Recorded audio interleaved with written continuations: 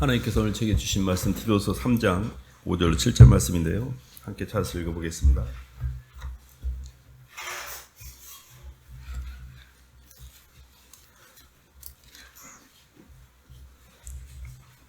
신약 350쪽입니다. 우리를 구원하시되 디도서 3장 5절로 7절 말씀 한 목소리 읽어보겠습니다. 시작. 우리를 구원하시되 우리의 행한 바 의로운 행위로 말미암지 아니하고 오직 그의 긍휼하심을 따라 중생의 씻음과 성령의 새롭게 하심으로 하셨나니 우리 구주 예수 그리스도로 말미암아 우리에게 그 성령을 풍성히 부어주사 우리로 그의 은혜를 힘입어 의롭다 하심을 얻어 영생의 소망을 따라 상속자가 되게 하려 하심이라. 아멘. 박수로 하나님께 영광 돌리겠습니다. 성령에 의한 거듭남의 비밀이라는 말씀 제목입니다. 우리가 이렇게 예수님을 믿고 이렇게 예수님 안에 거함으로 거듭났다라는 표현을 교회에서 많이 듣습니다. 중생이라는 표현이 있는데요. 오늘 말씀은 잘 들으면 내가 거듭났는지, 또 거듭났을 때 어떤 현상이 일어나는지, 또 성령의 역사가 또 어떻게 나타나는지 이런 말씀을 좀 같이 함께 나누기를 원합니다. 하나님이 우리를 창조하실 때 하나님이 땅의 상태가 땅이 혼돈하고 공허하고 흑암의 깊은 가운데 있을 때 하나님의 신이 땅을 운행하시거든요. 땅의 상태가 공허와 혼돈 자체였을 때 하나님의 말씀을 통해서 창조를 하셨는데 그 창조의 방향성이 뭐였는고 하니 하나님께서 당신의 사랑의 형상을 창조할 목적으로 이 땅을 지었거든요. 그래서 하나님이 우리를 이 땅에 창조하신 목적이 굉장히 선하고 좋은 뜻으로 우리를 창조했고요. 항상 말씀드리지만 하나님 우리를 창조하실 때 그 창조를 완성하기 위해서 두 개의 생명을 계획하셨습니다. 하나는 물질적 생명이고 또 하나는 영적 생명입니다.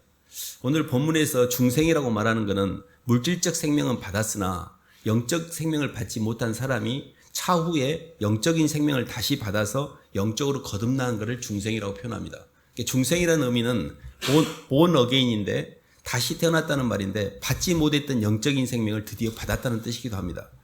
사실 하나님이 우리에게 천지를 창조하시고 우리에게 부여하신 공간이 임재 공간이 에덴 동산이었습니다. 에덴 동산은 하나님의 영이 흐르는 공간이었고 모든 것이 충만한 공간이었죠.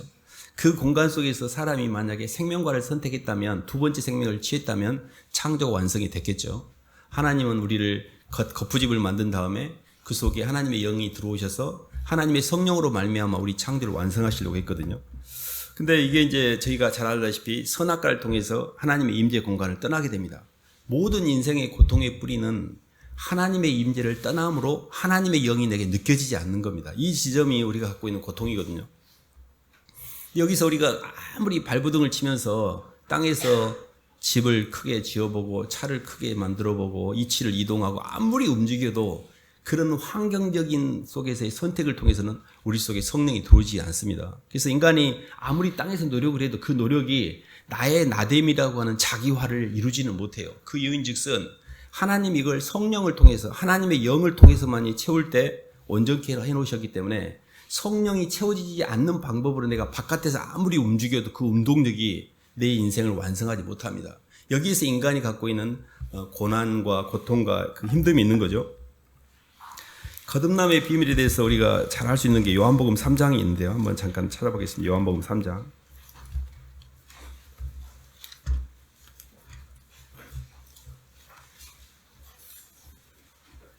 3절로 8절 말씀입니다.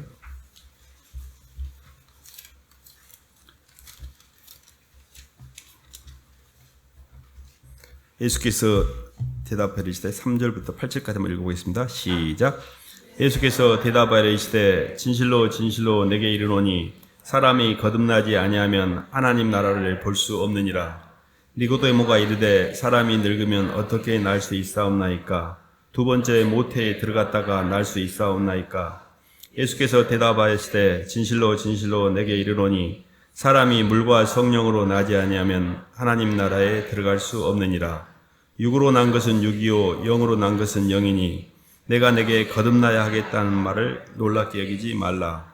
바람이 임으로 불매 내가 그 소리를 들어도 어디서 와서 어디로 가는지 알지 못하나니 성령으로 난 사람도 다 그러하리라. 아멘. 성령으로 거듭난 것을 당시에 유대인의 굉장히 높은 지식에 있었던 니고데모도 이해를 못했습니다.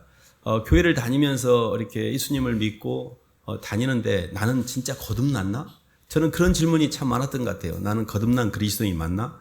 거듭났다는 게 뭐지? 이런 부분에 대해서 굉장히 의문이 많았는데요.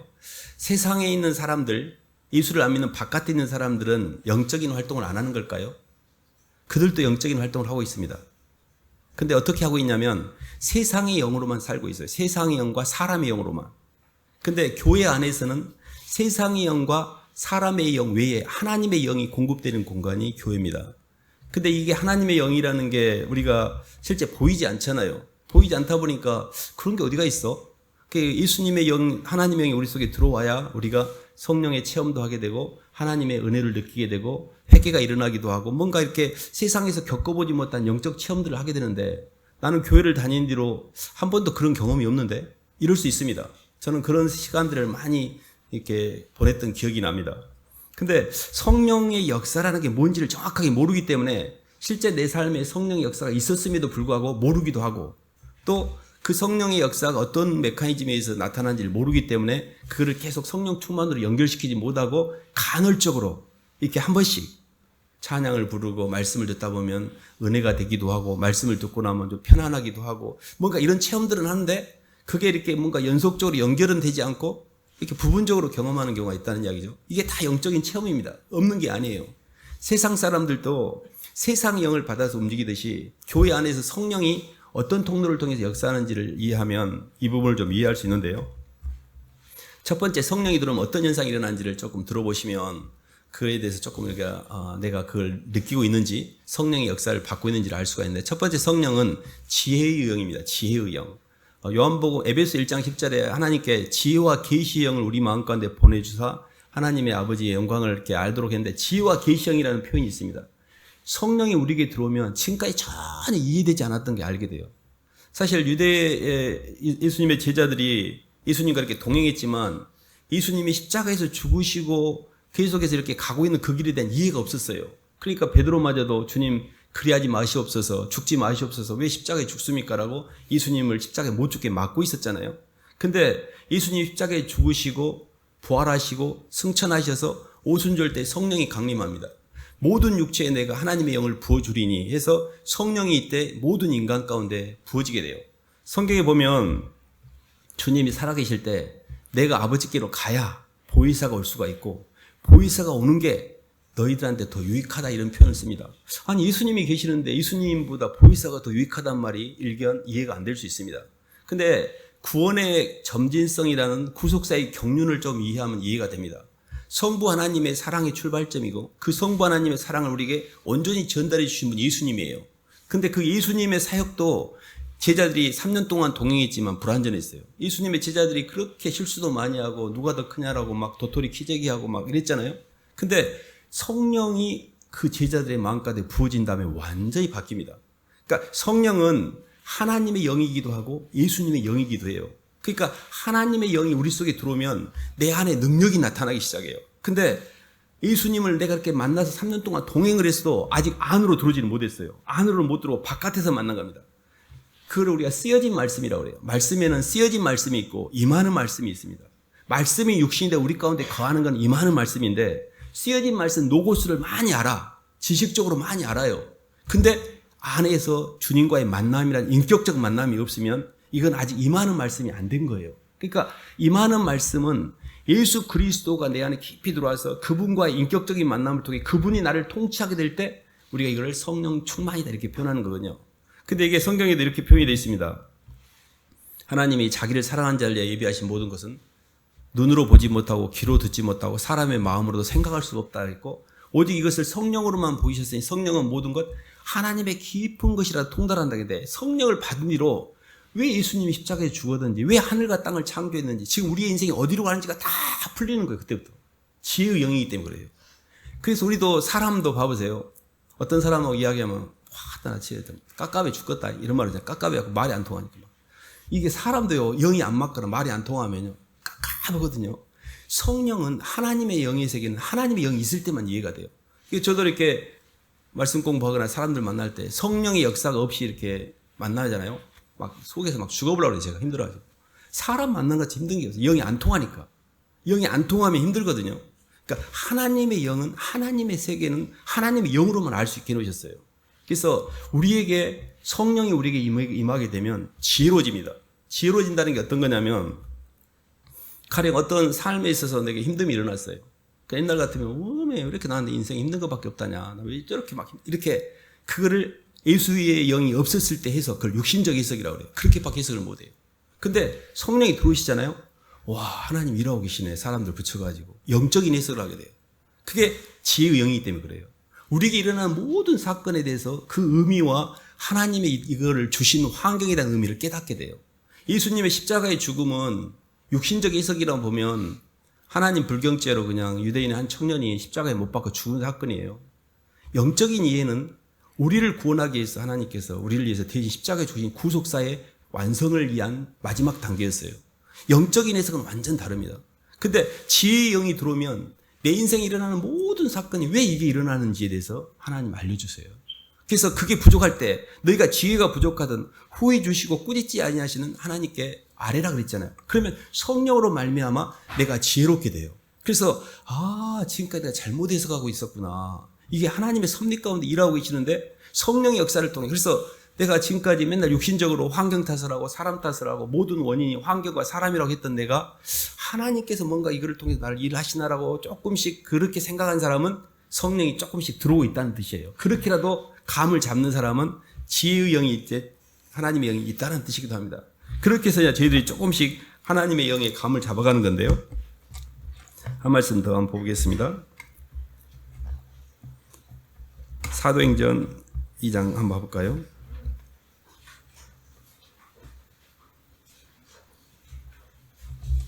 사도행전 2장 17절로 21절 한번 읽어보겠습니다.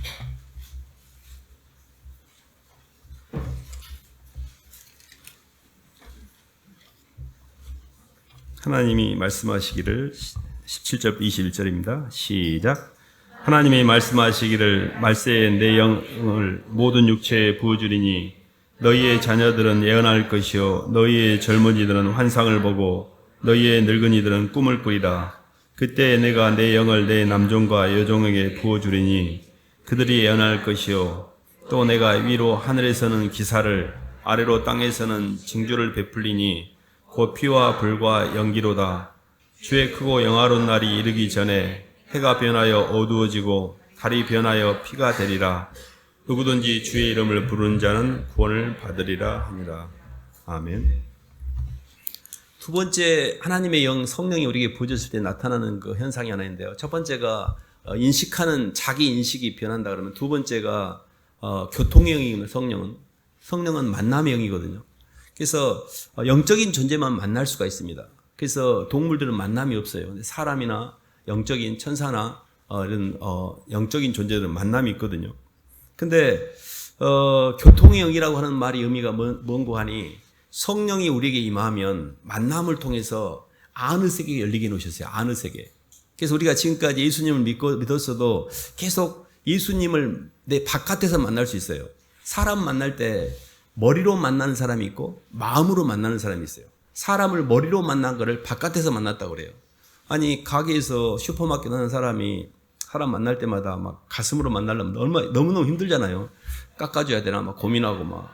근데 머리로 만나잖아요. 이거 좀 빨리빨리 사가지고 빨리빨리 가야지 돈이 좀 돌고 이익이 좀 되겠는데, 이건 머리로 만나는 거예요. 뭐 장사치가 사람들 만날 때 머리로 만나지 마음으로 만나면 힘들죠. 근데 사람이 마음으로 만나는 사람이 인생에 몇 있어요. 가장 사랑하는 사람들은 마음으로 만납니다. 근데 예수님이 그 중에 한 분이셔요. 예수님 우리가 마음으로 만날 때 그때 내 안에 뜨거워지는 성령의 감동이 있어요.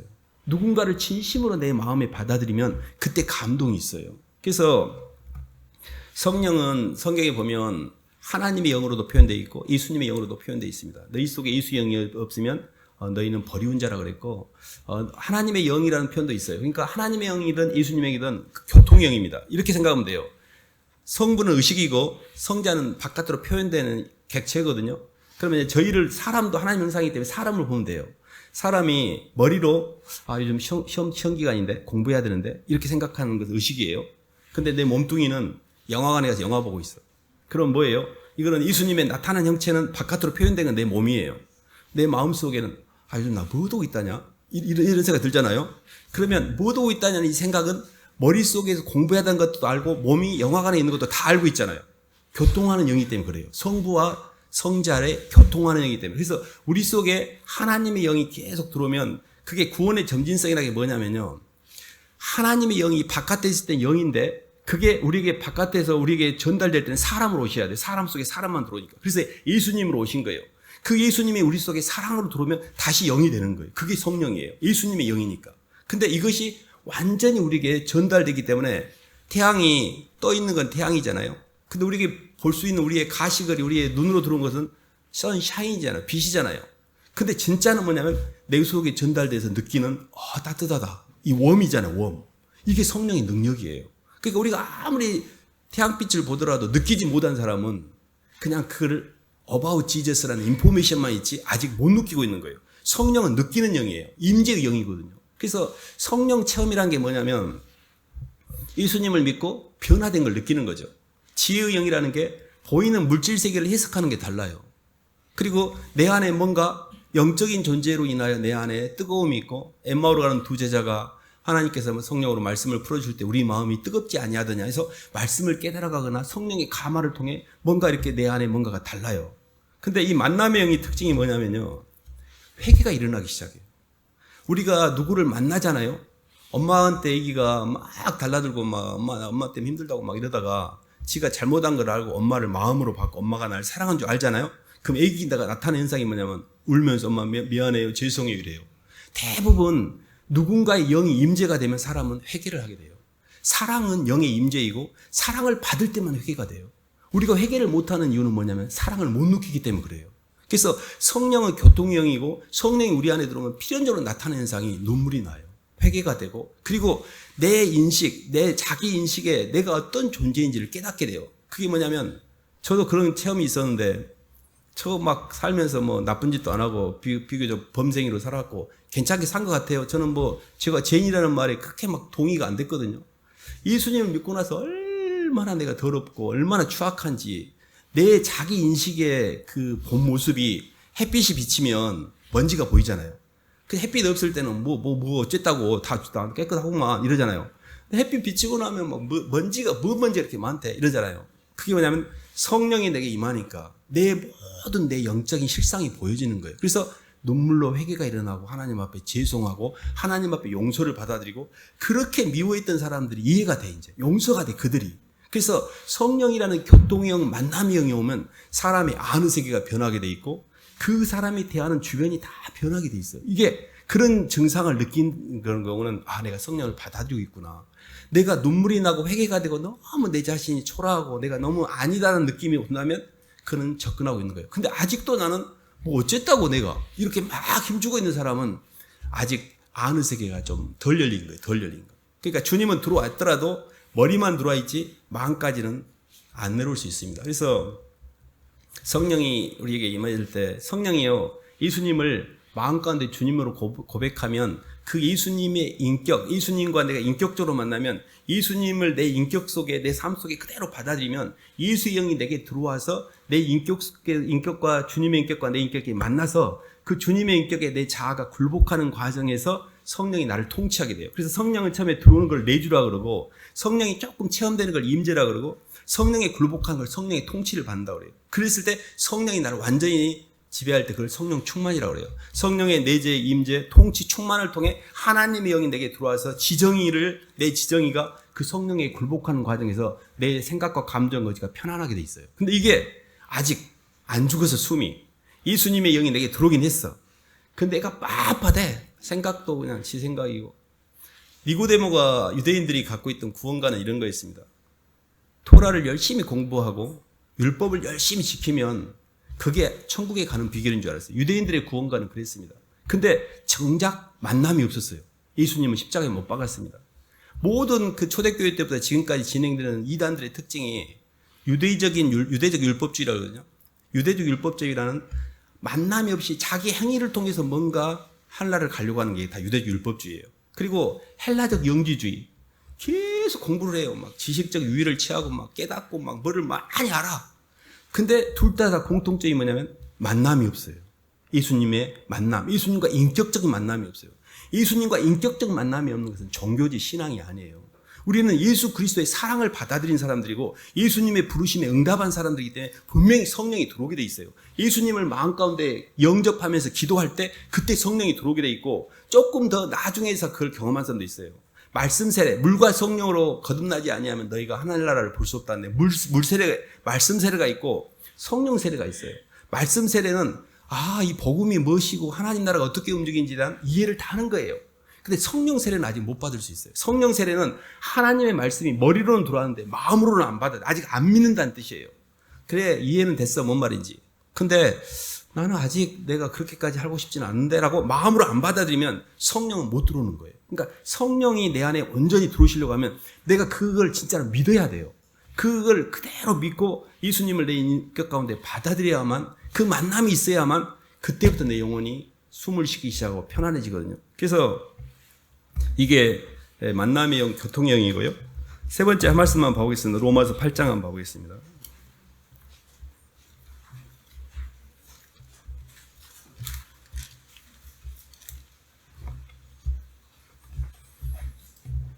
로마서 8장 1, 2절 말씀 한번 봐보겠습니다.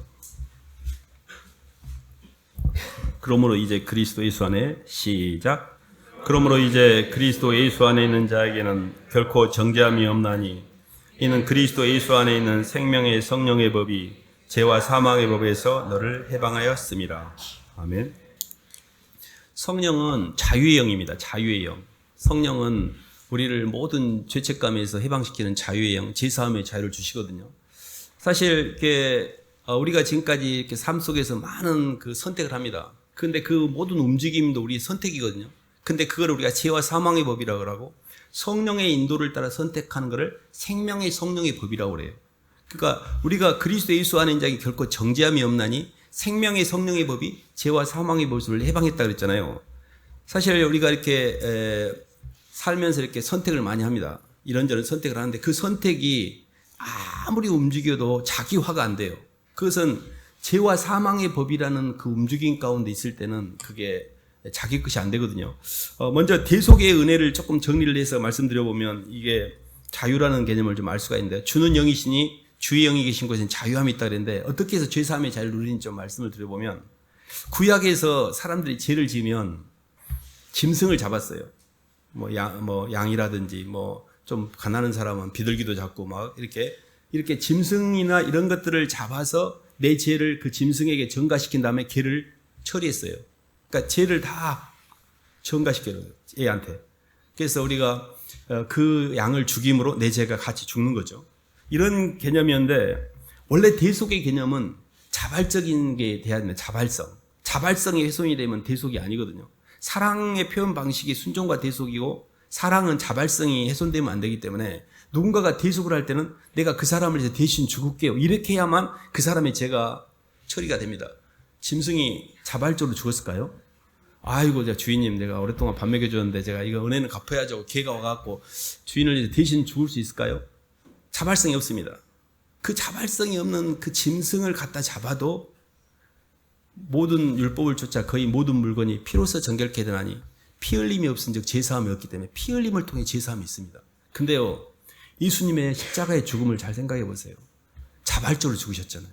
그리고 그분은 짐승이 아니셨잖아요. 사람이셨잖아요. 하나님이셨잖아요.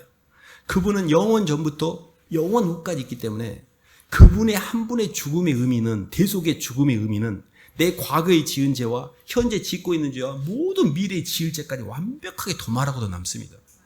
그래서 그 예수 그리스도 안에서 내가 완벽하게 내 죄가 해결됐다는 걸 받아들이는 게 자유함이에요. 이게 평생 동안 마귀는 우리를 죄책감에 묶어요. 이게 계속 정죄를 한다고요. 죄사함의 자유가 없어. 예수를 믿는데 세상 사람보다 더 많이 묶여 있어. 막 죄책감에 시달리고 막. 예수님이 절대 우리를 정죄하지 않아요. 사람은 자의식이 있기 때문에, 선악이 있기 때문에 정죄를 하지만 하나님은 사랑이시기 때문에 정죄 자체가 없어요. 우리가 예수님 안으로 들어가기만 하면 내가 죄를 지어도 그 죄가 나를 주관하지 못해요. 죄를 안 짓는다는 게 아니에요. 우리는 여전히 죄를 짓습니다. 다만 그 죄가 이미 대가를 치룬 죄라는 것을 고백하는 자에게는 영향을 못 미쳐요. 그게 이 세상 법도 일사부재리 원칙이 있잖아요. 동일 범죄에서 두 번 처벌하지 못한다고. 내가 지은 죄 예수님이 이미 감당하셨잖아요. 근데 마귀 너 왜 또 청구하냐? 너 밥값 냈는데 왜 또 두 번 청구해? 이러면 걔가 깨갱하는 거예요.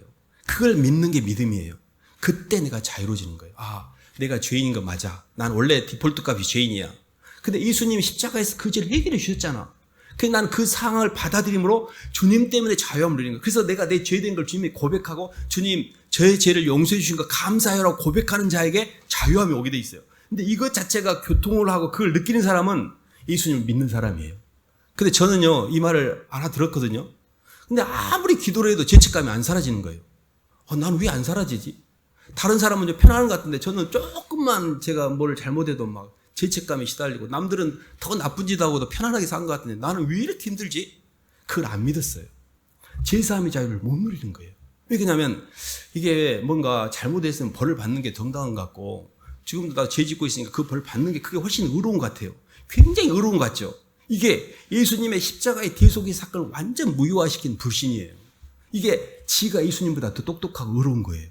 절대 그 방법으로 가시면 안 돼요. 나는 원래 죄인이고 예수님이 이걸 해결해 주셨기 때문에 그걸 받아들임으로 해방이 된 거예요.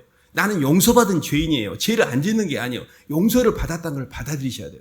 그래서 완벽하게 다 도말해 놓으셨어요. 과거에 지은 죄, 현재 짓고 있는 죄, 미래에 지은 죄까지. 그래서 우리는 고백하기만 하면 돼요. 그걸 이용한다는 게 아니라 하나님 제가 죄를 안 지려고 하는데 제 육신의 연약함으로 항상 제가 죄 가운데 있습니다. 죄송합니다라고 고백을 할 때 그게 나를 정죄로 끌지 않는다는 뜻이에요. 그래서 얘가 예수님을 이렇게 믿어갈 때 성령의 역사를 내가 체험하고 있나? 그런 부분을 하나씩 이렇게 점검해 보면 첫 번째는 지적으로 내가 영적으로 세상을 보는 눈이 좀 바뀌었네. 옛날에는 인과일이 주어질 가운데 모든 게 원망이고 모든 게 원인이 사람이었고 환경이었는데 이제는 하나님이 사람을 통해 일하신다라고 해석을 하네? 이러면 이 사람이 지혜의 영이 온 거예요. 성령은 지혜의 영이니까. 지적으로 이 세상을 보는 눈이 생겼죠. 그리고 뭔가 안에서 만남이 있어요. 교통이 돼. 눈물이 나고 회개가 되고 너무너무 죄송하고 사람들이 짠하게 보여 그냥. 너무 미웠던 사람들이 이제 밉게 안 보여요. 사람도 변해요. 주님의 영이 내게 들어오면 교통의 영이기 때문에 변합니다. 그리고 내 마음이 내 손발이 편안해져요. 자유롭게 돼요. 죄책감을 누리지 않으니까 그때부터 이 손발이 이제 사람들이 움직일 수 있는 준비가 되는 거죠. 그래서 저희가 한 말씀 더 봐볼까요? 고린도후서 4장 한번 봐보겠습니다.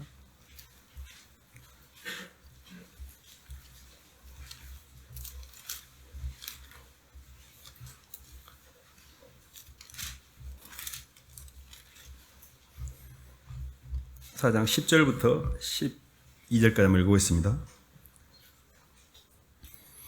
우리가 항상 예수의 죽음을 시작. 우리가 항상 예수의 죽음을 몸에 짊어지면 예수의 생명이 또한 우리 몸에 나타나게 하려 함이라. 우리 살아있는 자가 항상 예수를 위하여 죽음에 넘겨짐은 예수의 생명이 또한 우리 죽을 육체에 나타나게 하려 함이라. 그런즉 사망은 우리 안에서 역사하고 생명은 너희 안에서 역사하느니라. 아멘. 그래서 이제 마지막 단계에 예수를 믿는 사람들이 가는 단계가 계속해서 사람들을 살려내기 위해서 사망은 우리 속에서 역사하고 생명은 너희 속에서 역사하게 하기 때문에 계속 십자가를 따라 방향성 자체가 자기를 부인하며 살게 돼요. 그러니까 하나님의 영은 생명이고 하나님의 생명은 사람들에게 주게 돼 있어요. 그러니까 하나님의 영은 겸손의 영이고 하나님의 영은 자족의 영이거든요. 그러니까 하나님의 영이 우리에게 들어오면 낮아지게 돼 있고 하나님의 영은 남에게 사랑은 충만의 영이기 때문에 주지 않고는 못 견디거든요.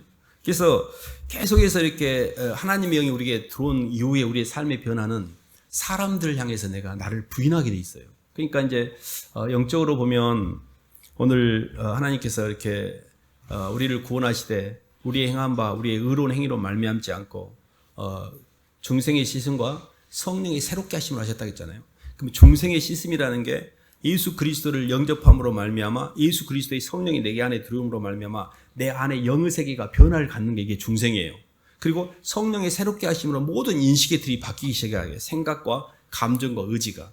그래서 그렇게 내가 움직여도 내 것이 안 됐어요. 삶 가운데. 환경적인 그 세상적인 지혜는 환경적 지혜이고 착취적인 지혜이거든요. 근데 예수님의 지혜는 인격적 지혜이고 구속적 지혜예요. 예수님의 말씀을 따라 순종과 대속으로 한다는 게 이 땅의 눈으로 보면 바보 멍청이 같은 짓이에요. 그냥 손해보는 게 왜 손해를 봐야 돼요? 왜 남을 내가 높이고 내가 낮아져야 되고 이해가 안 되는 말이에요. 근데 희한하게 그렇게 갔을 때 이게 올바른 선택이에요. 이 가장 중요한 자유의 핵심이 뭐냐면 모든 것을 하나님의 영원한 생명을 선택하고 누릴 수 있는 선택이 그게 자유예요. 이 땅에서의 선택은 환경적 선택이거든요. 사울 왕이 본인이 이렇게 사무엘이 오지 않으니까 하나님의 영광을 축복을 받고 전쟁을 치르게 돼서 본인이 제사를 지내잖아요. 그리고 이렇게 스스로 본인이 전쟁을 치러서 만들었던 그 전리품들을 하나님께 다 죽이지 않고 스스로 취하잖아요. 이게 자기 나름대로 보면 환경적이고 현실적인 선택이었어요. 근데 그는 이 땅에서 완전한 자유를 누리지 못합니다. 쉽게 얘기하면 길보아 산에서 스스로 죽게 돼요. 하나님 안에서 완전 자유함을 누리는 비결이 뭐냐면 하나님의 말씀을 따라 선택을 해야만 그때 완전해져요. 그래서 우리의 마지막 단계는 하나님의 말씀의 방향성이 어딘지를 지혜와 계시형을 통해서 듣고 그리고 만남이라는 성령이 내 안에 들어와서 회개가 일어나서 내 영이 교통을 통해서 하나님의 영의 통치를 받고 그 성령의 인도를 받는 게 마지막 단계예요. 그게 영혼들이 살기 시작해요.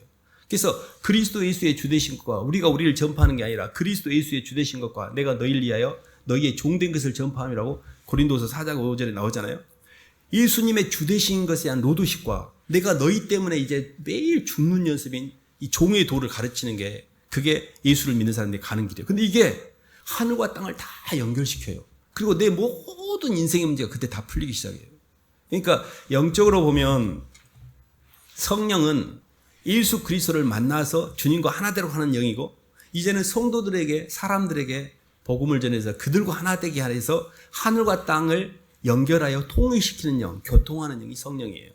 그래서 사실을 저희들이 이렇게 예수님을 먼저 만나서 중생의 체험을 하시는 게 중요합니다.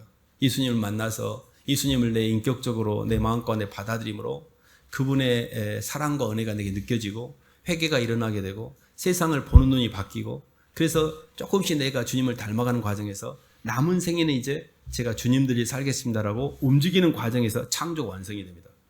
그래서 오늘 말씀을 이렇게 정리해 보면 하나님은 두 개의 생명을 계획하셨습니다. 우리 아직 인생이 미완성이에요. 하나의 생명, 바이오스라는 물질적 생명 이미 받으셨어요. 조이라고 하는 하나님의 영원한 이터널 라이프, 영적인 생명을 아직 못 받았어요. 근데 이미 받고 계시죠. 그 영적인 생명을 우리에게 전해주시기 위해서 예수님이 오랜 세월 동안에 하나님께서 구속사의 경륜 가운데 준비하셨고 예수님이 십자가에 죽으시고 부활 승천 오순절의 성령 강림으로 이제 인간의 육체 가운데 성령 예수의 영 하나님의 영이 들어온 뒤로는 이제 구속사가 완성이 됐어요. 더 이상 하나님 하실 게 없어요. 이게 완벽한 구속사의 경륜을 다 우리는 경험하고 있어요. 그래서 성령이 굉장히 중요합니다. 하나님 아버지의 사랑과 그 우리에게 전달하신 예수님이 완벽하게 완성된 모습이 성령의 역사예요. 그래서 성령은 근데 성령을 막 따라가는 게 아니에요. 성령은 예수의 영이기 때문에 봐보세요. 성부 하나님을 증거하는 영이 예수의 영이에요. 예수님을 증거하는 영이 성령이에요. 요한복음 16절에 이런 말씀이 있습니다. 그러나 진리의 성령이 오시면 그가 너희를 모든 진리 가운데 인도하시니 그가 자의로 말하지 않고 오직 듣는 것을 말하시며 내 것을 가지고 너희에게 알리겠습니다. 거기서 내 것이 뭐냐면 예수님의 말씀이에요. 성령은 예수님의 말씀의 범위를 벗어나지 않아요. 그러니까 내 것을 가지고 너희에게 알리겠다 그랬지 예수님이 표현할 때 성령이 독자적으로 뭘 이야기해 주는 게 아니에요. 그렇기 때문에 성령을 따로 찾아가는 게 아니라 예수님의 영, 예수님을 따라가면 예수님을 사랑하는 마음과 예수님의 말씀을 통해 내 안에 성령이 충만하게 되고 말씀을 통해 지혜롭게 되고 말씀을 통해서 주님을 만나게 되고 말씀에 순종하는 과정에서 시간과 공간에서 내가 자유롭게 돼요. 그래서 성령을 따라가는 것은 예수님을 따라가는 것이고 성경 말씀을 따라가는 것이고 성경 말씀이 예수님이니까 예수님이 곧 진리니까 그래서 포커스를 예수님께 맞추고 가다 보면 예수님을 머리로 만났다가 가슴으로 만나고 이제 손발로 만나는 태초부터 있는 생명의 말씀에 관한 우리가 귀로 들은 바요 눈으로 본 바요 손으로 만진 바라게 지정이잖아요. 귀로 듣고 눈으로 보고 손으로 만질 만큼 내 삶의 주님의 인격적인 지정의가 통합되는 과정이거든요. 이때 성령이 온전히 우리를 통치하게 돼요. 그래서 일시적으로 이렇게 예배당에 와서 예배를 드리고 교회에 있다 보면 성령 체험을 다 하십니다. 아까 제가 세상 사람들도 영 체험을 한다겠죠. 마귀 체험을 하는 겁니다. 근데 온통 마귀이기 때문에 그것을 잘 못 느끼거든요. 근데 교회에 들어오면 마귀만 있다가 새로운 게 들어오잖아요. 그러니까 뭔가 좀 다른데? 왜 교회 가면 편안하지? 저는 그걸 이해를 못했어요. 말씀을 아무튼 매 뭐라고 말씀밖에 없는데 듣고 나면 어쨌든 간에 야단 듣고 나서 가다 보면 편안해져. 이게 뭔가 영적인 작용은 있는데 이게 무슨 메커니즘이 설명이 잘 안 됐어요. 아, 말을 통해 영의 작용을 통해 내 안에 있는 영들이 변화가 있구나. 말씀을 듣는 것이 영의 변화입니다. 내가 3분 응선에서 5분 응선에서 7분 응선에 본 세상이 각각 다른 것처럼 말씀을 들을 때하고 듣지 않을 때하고 내가 세상을 보는 위치가 달라져요. 점점 위치가 교정되기 때문에 세상이 달리 보이고 편안해지는 겁니다. 이게 영적인 세계로는 우리는 매일 영적인 싸움을 살고 있어요. 그렇기 때문에 가급적이면 세상 것을 좀 멀리하고 영적인 것들을 계속 가까이 하셔야 돼요. 설교 말씀을 자꾸 듣고 찬양을 듣고 그리고 영적인 것들을 자꾸 가까이 하고 사람도 영적인 사람들 만나고 세상 사람하고 계속 만나보세요. 1시간 동안 이야기를 하면 정신 사나우잖아요. 막 그냥 너무너무 시끄럽고 막 저는 세상 친구들 아예 안 만나는데요. 만나면요.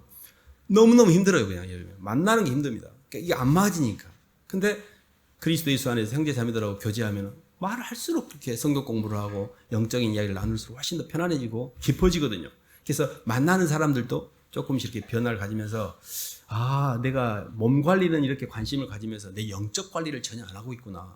말을 듣는 말이라든지 내가 표현하고 있는 말이라든지 이런 것들이 다 내게 영의 작용을 통해서 지금 역사를 하고 있구나. 이런 지점을 좀 보시면 될 것 같고요. 오늘 말씀은 성령의 중생의 거듭남과 성령의 새롭게 하심을 우리를 자유롭게 하셨는데 우리가 먼저 예수 안에서 내가 거듭난 그리스도인인가? 그리고 나는 예수님을 통해서 제3의 자유를 누리고 있는가? 중생의 체험과 제3의 자유, 거듭남의 비밀은 이 두 가지 키를 통해서 우리 삶 가운데 역사하고 있거든요. 그래서 아무튼 이 길을 잘 따라가시기를 주님의 이름으로 축원합니다. 하나님 아버지 감사를 드립니다. 하나님 아직도 저희가 세상의 영에 많이 영향을 받고 있어서 보는 것이나 생각하는 것이나 말하는 것이 세상적이고 정욕적이고 육신적인데 하나님께서 말씀을 통해 조금씩 세상을 보는 눈도 바꿔주시고 저희 마음속에 갖고 있는 생각들, 감정들도 또 하나님 처리해 주시고 이제는 저희의 운동력마저도 세상의 운동력이 아니라 거짓 운동력이 아니라 말씀의 운동력, 실상의 운동력으로 조금씩 갈 수 있도록 해주셔서 저희 속에 예수님의 인격이 조금씩 드러나도록 해주신 것 감사합니다. 이 모든 것이 저희의 힘으로 하는 것이 아니라 성령의 인도를 받아야 됨을 고백합니다. 주님 저희가 할 수 없으니 주님께서 도와주시고 매 순간 주님께 고백하여 성령의 인도를 받을 수 있도록 인도하여 주시옵소서. 예수님 이름으로 기도드립니다.